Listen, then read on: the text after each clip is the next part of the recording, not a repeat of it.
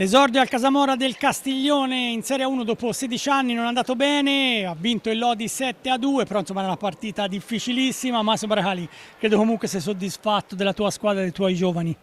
Ma sì, siamo contenti, insomma.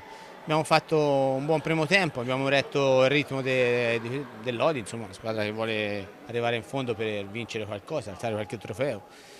Abbiamo preso un gol sulla sirena del primo tempo che ci ha tagliato un pochino le gambe, però ho visto una buona determinazione, abbiamo fatto anche delle belle giocate.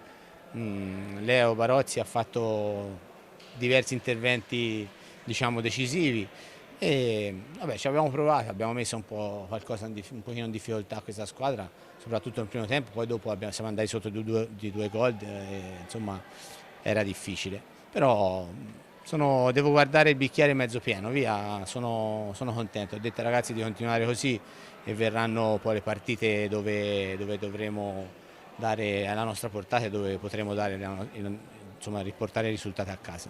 Senti, hanno giocato praticamente tutti, è una grande soddisfazione perché comunque anche un buon colpo d'occhio, un colpo d'occhio in tribuna anche da Lodi, prossimo match a Bassano. Ah, sì, è normale, devo far girare e ruotare tutta la panchina perché comunque a questi ritmi non è impensabile giocare con 4 giocatori.